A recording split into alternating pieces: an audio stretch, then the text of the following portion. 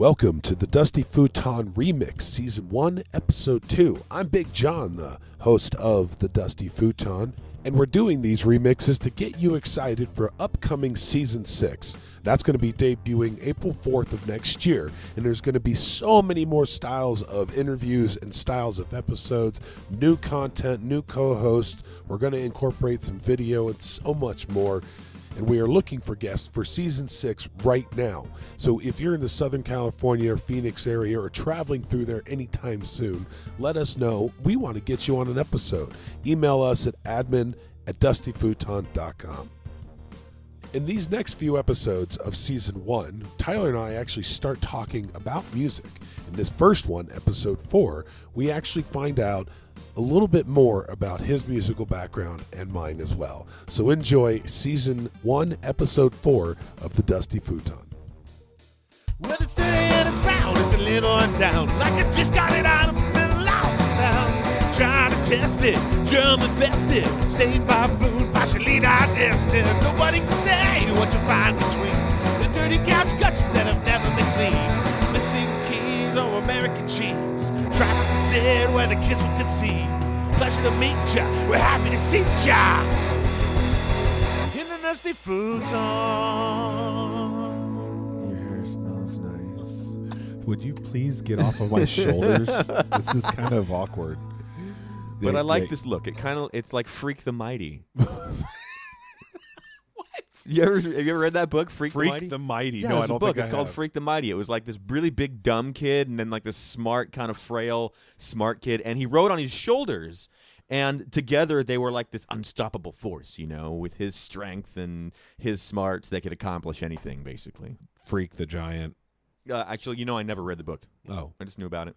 I just knew the basis. I cheated. okay. Yeah. You're a cheater. Did you buy the Cliffs? Did you ever buy Cliffs Notes? No, I never did. I never took advantage of that. I did, and you know what? I was so lazy in school. I did buy in high school. But you're always such a go-getter. I know, it's weird.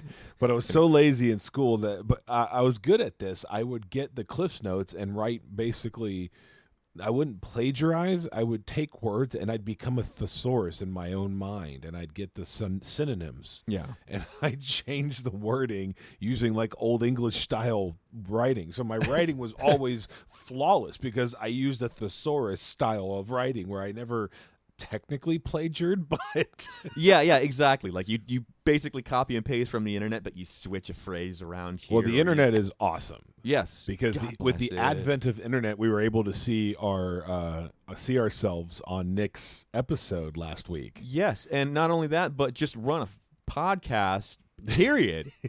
Well, yeah, let's tout ourselves for being amazing people, human beings. We created the Dusty Futon from scratch. Bask in our glory. Yes, but yeah, it was a blast having him on, and yeah. I liked that. Did you like that? I really did like. Well, I just love hanging out with Nick anyway. He really is genuinely my friend, and he's just a good guy, not just a former bandmate. So it was really nice having him by and seeing him and seeing things. But awesome. I think we should definitely go for having more musicians on this show now and kind of just talk to them. Yeah. In fact, I'm looking at a musician right now. Oh, yeah, that's right. I do. I dab a little in the six-string world of guitar. And we talked a little bit last week about you playing guitar. Yes. And you played guitar for GFI. But what did you do before that? You said you tinkered a lot in your own room. Were you ever in like anything locally here in San Diego before GFI? GFI, believe it or not, was my first band. I had a couple garage projects with some friends. Never really did anything or gigged anywhere. And that's where I kind of ended because I'm a drummer, and I put together a lot of good beats, and I was able to hold steady rhythm. So I did a lot of garage band type stuff. Yeah. And it's fun. It's great, but it's awesome to finally get out and actually do something. Yeah, when you can finally get a bunch of heads together and you collaborate and create something beautiful and complex, and then you share it with others, that's exactly why we wanted to be in a band. So the question I have for you, I don't know if I've asked you this on or off the mic. Are you still pursuing that kind of musician aspect, or is it more of a if something falls on my lap kind of thing? Well, you know, me and Nick, of course, we've tossed around the idea of coming back and doing some GFI shows, but I don't want to limit to myself to just GFI. I never wanted to. I always wanted to branch out and try new things, test new horizons and just see what was out there for me. But one of the problems with being a guitar player is that there's so many of us that you kind of get overlooked. Everybody is always looking for a good bass player or a good drummer, but good guitar players are a dime a dozen. Yeah, you know what? I have to agree with you, but that's a negative perspective because that's what vocalists will see and say. But I play guitar a little bit myself. I dabble in it. I'm decent at rhythm, but noticing the technical aspect of being a lead or even a rhythm guitar, if you're technically well done, if you know your stuff, your techniques and everything, you're gonna stand out. And from watching you, I've seen that, and I like that. And I'm not gonna give you a blowjob right here on the microphone or anything. Darn it! I'm gonna back off of that topic and go with go back to me.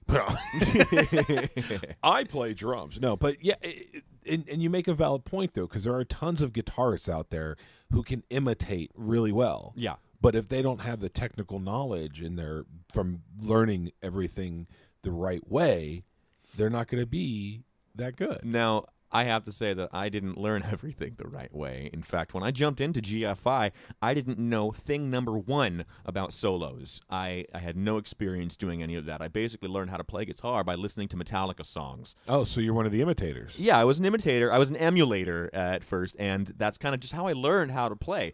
But I wanted to take it to the next level, and that was just kind of part of my persona. I always wanted to just take it to the next step. Okay, what's next? What's next? That's how I found GFI, and they kind of just laid it out on the table. They said, dude, if you're going to do this, you need to learn how. And I just kind of went, Gope. All right, let's do it. And I tried something, and they were actually very impressed the first time. Wow. I surprised myself even. By stepping up and going into unfamiliar territories that I was uncomfortable with, I ended up growing as a guitar player, and I learned. And it just got better from there. So the moral of the story is keep pushing and never Keep give up. on pushing. So what about you? So you played the drums. Did you ever play in a band? I actually did a lot of what you did before GFI. Like I said, I actually I was a church boy, much like Nick was, but I was Catholic, not Christian. So, so I did a lot of my drumming and percussion. I did a lot of work in the church and the choirs and stuff, and then I kind of grew up through that. Really? Yes. A drummer in a church. Yes, even a Catholic church. Could you believe it? Wow. But that's where I learned a lot of my skills, the ability to be quiet, which is what a lot of drummers lack. You can't be quiet as a drummer. That's why if you live in an apartment, forget about playing the drums. I'm sorry. That's the only reason I picked up a guitar is I wanted to write music, and it's kind of difficult to write music with a set of drums. Yeah, it really is. In fact, you know what the joke says is, what do you call a guy who hangs out with musicians? A drummer. Oh, Yeah, womp, bump, bump. No, I'm just kidding. But no, I loved. I also did a lot of percussion while I was in high school. Like I was on the drum band.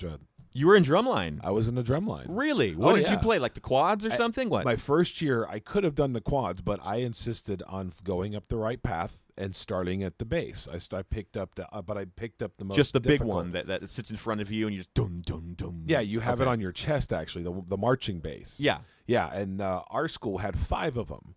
And I was number 2, which is always the offbeats, always the upbeats. So number 2. It was going to cry number 2. I was number 2. I was number 2. I almost wanted to, when I got out of high school, stay with the drum corps, the drum line. Like go to college? Like, well, I wanted to go to college, of course, but I never really. I almost wanted. I was like torn of whether I wanted to be in a band part of it or not. And I got to tell you, if there's any kids torn with that, if it is something that's tearing at you to do it or not do it, do it. Yeah. You're gonna regret it. Well, also, it's a great way to pay for your education. They offer scholarships. They can, yes. Yeah, and if you work really hard and you get good at it, and believe it or not, there's a lot of band members that don't even know about scholarships for band. And from what I hear, the more bizarre the instrument, like if you play the bassoon or like an oboe or something, your scholarships get even bigger because there's more demand for you because nobody else does what you do. Especially if you're good at it. If you're a good oboe player out there, oh my God. I play a mean kazoo. Does that count? You're fired. How many times have this is the 4th episode, and how many times have I fired you already? I know, dude, but you're just going to hire me again. Well, you're fun to fire. Yeah. And I That's want my thing. That's I my got the niche. Donald Trump hair going anyway, so I might as well. You do You're have- fired.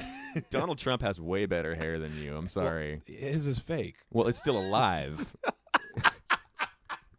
That's why it looks so good. He keeps it fed with, Sitting there, yeah, beating it on the he's back of feeding his it- Yeah, he's got a Purina bucket attached to his neck in the back, and that's what it eats. Oh. See, this is you never know what you're gonna find at the Dusty Futon. DustyFuton.com. That's right. And on Twitter @Dusty Futon. Oh, and we live tweet. Every Wednesday when we release our material, we do a live tweeting session beginning at 4 p.m. Peace And it's Code. real simple. All you got to do is either hashtag Dusty Futon or just send us a message at Dusty Futon through Twitter, and we'll respond right away. They know how it works? God, you're so condescending. I don't mean to be. Oh man, we had so much fun back then running all of this and just trying new things like stopping the episode mid-sentence and starting it with a random quote like the Freak the Mighty thing, getting off topic. We always have so much fun, so I'm glad you're here to be a part of it, and I hope you're enjoying the episodes as much as I am, listening back and looking at what we've done and where we've come from and where we are now. It's a lot of fun, so let's keep moving on and take a listen to Season 1, Episode 5 of the Dusty Futon. Well, it's dirty and it's brown, it's a little down, like I just got it out of and lost and found. Trying to test it, germ infested, stained by food, partially digested. Nobody can say what you find between the dirty couch gushes that have never been cleaned. Missing keys or American cheese, trapped to sit where the kiss will conceive. Pleasure to meet ya, we're happy to see ya in the Dusty Futon. So, well, I'm happy. We've got an Asian listener. Yes, we have listeners in Asia and Australia even. I checked. So we're on 2 other continents besides North America. We're Officially. international. We're global. We are truly global. We are the Dusty Futon has gone global. Taking No, over. not quite global. So let's just say international. Yeah, We can say international, and that is legitimately the case. I will concur with that. So that's awesome. I'm glad. So if you're in a foreign country and you can understand us, thank you. Yes, Ohio. Oh yeah, Ohio. yeah, It's that Ohio, Ohio and California. California. What the You said Ohio, so I said California. You're such a funny guy. So it's working for me. I like this. Yeah. I'm having fun. Not too bad. And that's the best thing for me. And we're talking about music, and we were actually outside a few minutes ago, and we were trying to figure out how to continue, what to do next. And we found out that me and you have varied differences in music. Yeah, but I was surprised that you thought I was an alternative rock guy. Well, you look like you if you've gone to the website and looked at Zombie, Yeah. Zombie Tyler, your picture on the DustyFuton.com. Oh, yeah, that beautiful thing. That was on a good day. So yeah, that was a great day. So if you go look at that picture, he looks like an alternative rock nerd, and so that's kind of what that was my Uber driver uniform. Just got off the job and came straight into my not job. Yeah. It doesn't pay, Yeah, but it's fun. Yes, exactly. But I am not into alternative rock. In fact, I'm into a lot of the heavier stuff. In fact, one of my favorite bands is Megadeth. What about you? What's your favorite band? You actually will be surprised what one of my favorite bands. Currently, at this point, I really like the Dirty Heads. Oh, the Dirty Heads. So you're into reggae. And, The reggae rap fusion that's going on, like Yeah. reggae R&B fusion that's going on lately with them, and then there's a couple of other bands that I can't name off the top of my head, but they're in that kind of Rastafarian group as well, and it's a lot of fun. I don't know, it's a good energy music, I think, and so it's kind of like an uplifting almost whenever I listen to it, and it's great. But before I was introduced to that lifestyle and that type of music, I was an alternative rock guy, and I loved me some Foo Fighters. I loved me some Nirvana. I loved me some Foo Fighters. everything from the 90s rock. And I actually, interestingly enough, and I don't think we can prove this in this short time frame, so we may have to readdress this, because I talked to a friend, and I made a statement that there are no true new rock stars since the early 2000s at the latest. I will agree with that. Because and every member of every rock band that's playing right now has got its start in the 90s. that's true. And we haven't seen Or a good before. rocker form out from that younger of a generation. Well, I definitely feel that rock has died. Well, not died, but it's in a coma more or less, and it's just kind of stepped away, and it's under the radar. It seems that the only way that rock actually comes alive is when they infuse it in some kind of music that's prevalent today, like even country. The biggest thing out right now is country music. That's the biggest moneymaker in America, hands down. And what I've noticed about a lot of these new country artists are that they're infusing classic rock into their songs. I went to go to a Eric Church concert, as an example, and I actually, in between his songs, I heard him playing Black Sabbath, War Pigs, and things like that. And these people all came from that. They're all heavily influenced by classic rock. They grew up with that generation's music. Yes. Our parents' music we grew up with. Our musicians that followed us in suit and that were in our time, our age range from like the mid-20s to the mid-30s, grew up listening to this classic rock that we all now love and sample. And even the R&B artists, you've got Puff Daddy, his sampling started with a lot of classic rock. Eminem does a lot of classic rock tie-ins now. So all that current rap music. Yeah, in fact, didn't Sam Smith get sued by Tom Petty because they used his song, his hook Yes. from the chorus? And he didn't even know that he used it. So, I mean, there's a lot of that turnaround going on with the digital marketing too, which is a whole nother aspect where musicians are able to gain money that they never had access to. By what is that called? SoundExchange.com. Yeah. Where you can log into that and send up your music, and it'll actually look for your music being played on the internet, and then tell you how much money is owed to you out there, and you can find money that musicians are owed. It's insane. Holy crap. So Yeah. is that how people find out like the value of these rock stars? And this guy's worth, $4.1 bajillion and Kind of. They use a kind of a similar type algorithm that goes based off of how many record sales, based off of how many digital downloads, based off of how much of the percentage of the copyright you actually hold as a musician, and blah, blah, blah. And all that boils down to find out, oh, you should have made this much, so you have a value of this much. And they can, it's all a numbers game. But the thing about this digital like I'm involved with it too with my band Paradox.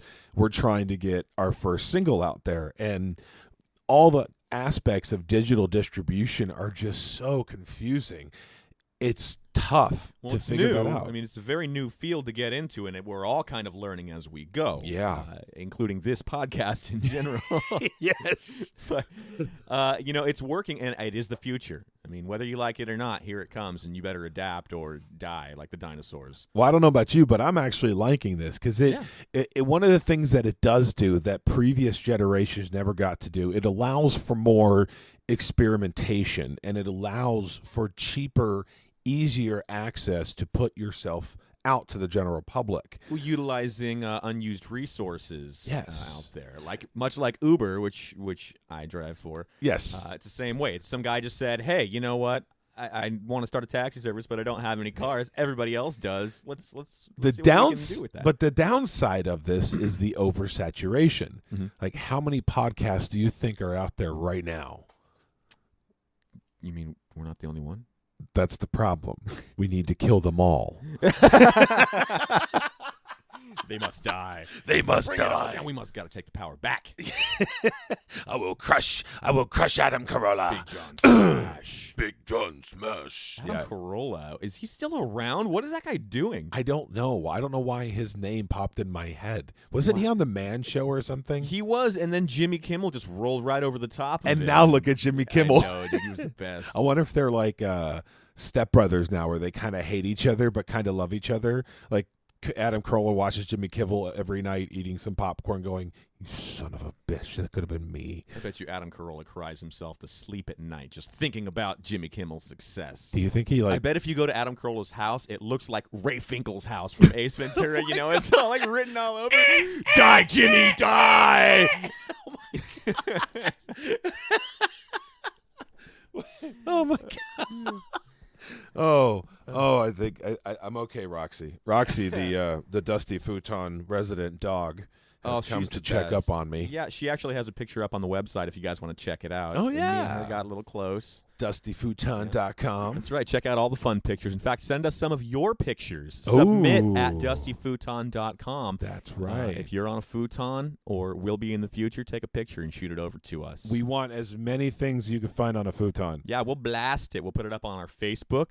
Yeah, The Dusty especially your girlfriends. You can send those specifically straight to Big John at DustyFuton.com. And so you can definitely do that anytime. Yes. Also, make sure you guys tune in every Wednesday on Twitter. We live tweet We live tweet. Our handle is at Dusty Futon. at 4 p.m. every Wednesday. We will be behind this computer looking for you to say something to us because we're so freaking lonely. We're lonely. No one wants to play with me. I know, right? Let us know what you think. Let us know anything. And Yeah, we actually want your feedback, believe it or not. We actually care what you say. As a matter of fact, if you make valuable input to us, we will mention you on the air. that's right. If you have a nice tweet, we're going to talk about it. Booyah! Was that a Howard Stern plug? I don't know. Oh. I was just going to say booyah. Baba Booey. Booyah! I remember editing this and just thinking it was such a cool idea to end with random stuff like that. So, and then the live tweeting idea, we had no idea what we were doing, but we were trying to get some sort of thing on Twitter, and that didn't work. But I'll tell you this, we still want your feedback. It's always welcome. Any suggestions you have, ideas, even if it's bad, even if it's good, even if it's about the way we handle the episodes, the way we talk, whatever, we still want to know what you have to say. You can message us in very many ways. The easiest one, of course, being admin at DustyFuton.com, but you can also message us through Twitter, Instagram, Facebook, all of those places that you normally can get a hold of anybody you want. Let's go ahead and take a listen to the last episode we're going to talk about, and that's episode 6. In this episode, we talk a little bit about this convention up in Anaheim called NAMM. If you've never heard about it before, we're going to tell you a little bit about it right now, and then I'll follow up after the episode with a lot more information than I found since then. So, put your headphones in and listen to episode 6, season 1 of the Dusty Futon. Well, it's dirty and it's brown, it's a little down, like I just got it out of and lost and found. Trying to test it, germ infested, stained by food, partially digested. Nobody can say what you find between the dirty couch gushes that have never been cleaned. Missing keys or American cheese, try not to say it where the kiss will conceive. Pleasure to meet ya, we're happy to see ya in the Dusty Futon. I'm offended by everything. Well, that's because you're Life. Tyler. Did you say J-Lo? Actually, no. I thought No, you I said in general. I thought you said life and J-Lo. I'm And like, J-Lo. J-Lo pisses you off Yeah. that much? No. She didn't do anything to me. Hell no. Anyway. She can do anything to me. Bootylicious. Give you taco flavor kisses. Taco flavored Taco kisses flavor for my kisses. Taco Benjamin. burrito taco. Oh, my God. All right, so being a musician, have you ever heard of NAMM? You mean the National Associations for Music Merchants? Yes. No, I've never heard of it. Okay. Well, tell me what you know about NAMM. Well, besides the fact that it is an association of music merchants nationally. Okay, stop being The- literal. No, I know. Take the I kind Google of get out the of your base. mind. It's kind of like a convention of sorts where people who are in the music industry can gather in cities to basically showcase and share new innovations in the industry, products or maybe new talent coming. That's kind of the general consensus of what most people think is you hear about the NAMM convention, especially as a musician. You are a guitarist. I am a guitarist, and I love new products, and I love new tech. Yeah. It excites me a lot. So that's how you know about NAMM. So, Yes. Like what's something cool that's come out? Like Well, recently? I actually went and I looked at a bunch of products that did come out, and there's a lot of things, and it's kind of all over the place, but I picked a few things that just really excited me, being a musician, and things that were important to me. And I like your style of musician. You're a nerdy musician, so you are. I am kind of a nerd musician. You're kind of, But my mom says I'm cool. yeah. So, Well, your mom. I like your mom too, but she says that I'm cool too. So does that count? You sound like Pee Wee Herman. Well, yeah, I guess that's a new voice I'm working on then. So this one you may actually appreciate too. Okay, you're a drummer. You said that you're a drummer, unless you lied to me. No, I did not lie. Good, don't lie to me. Lies make every time you lie, baby Jesus kicks a puppy. Oh no. Anyway, I like the so puppies. how many times have you been playing the drums and you throw your stick Too damn across much. the room? Like every time you play the drums, right? I've been nailed with those things right between the eyes, back of the head. I mean, it's a dangerous. And they bounce off the walls really well. And Yeah. you never know. It's like dropping a football. You never know where it's going to go. Exactly. So Vic Firth. Yeah. You've heard of them. Big stick company. Oh yeah. yeah. Well, they know how to make trees into cool things. Exactly. But not only sticks, they have these Vic gloves that you can buy. And basically what it is, I mean, they have all these unique features, like it's super comfortable. Okay. It breathes very well. Your hands don't get all sweaty. But the unique synthetic rubber grip on the thumb and the forefinger provides outstanding grip. Okay, so basically it's an upgraded grip, and the glove breathes better. Yes. So less sweating of the palms. Exactly. I And hate that sweaty way palms. I don't get nailed in the back of the dome with a flying stick. Well, the drummers don't care about you. No, they don't give a shit. No, about we care about keeping the beat and looking badass and making you look okay because you're standing in front of us. That's right. Awesome. So what else? Gibson. My favorite guitar brand. Yeah. I The best. love the Les Paul sound. I do too. I really do. I wanted one so bad, but I'm broke. I know. I can't even afford to pay attention. You can't afford to buy a pair of fucking headphones either. Hey, I'm working on that, man. Uncle Sam is being a dick with my refund. He's take with everyone's refund. But Yeah, I know. what about Anyway. so what about the Gibson? What do they do? Okay, my least favorite part of being a guitar player is having to constantly tune that SOB, especially during shows. One string goes out and it makes the whole thing sound off. Other people might not pick it up, but I do, and it drives me crazy. And if you have other good musicians in your band, it's driving them crazy too. They're going, God, that sounds like crap. I know, right? Who's off? Who's flat? Who's that? It's lame. Anyway, you. If you don't want to be a dick anymore, join the 21st century and get this auto tuner that they've come out with. It's built right back into the head of the guitar.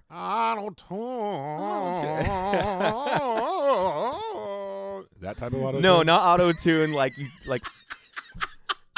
T-Pain No or something like that. T-Pain. No T-Pain. No, not auto tune. It's an auto tuner. Oh, okay. Forgot Auto the tuner. auto tuner. So it's built right into the back of your guitar. And it basically functions just as a tuner, except there's motors that are connected to your tuning pegs. So all you have to do, like for standard tuning, you turn the thing on, you strum all the keys at once, and it senses the vibrations in the strings, and automatically you just see them go, and they fix to a perfect tune. And as soon as it's done, they turn blue, the whole thing turns off automatically. That is awesome. Done. And it's great. So if you wanted to switch it to like drop D or double drop D or dadgab or anything, all you have to do is just pan over. Hold on, I have to stop you. You said dadgab, and for most of the people that just overheard that, they Yes. went, "What the fuck?" But Yes. I know what that means. Yes, because you. DADGAB, strings in order. Yes. Woohoo! That's right.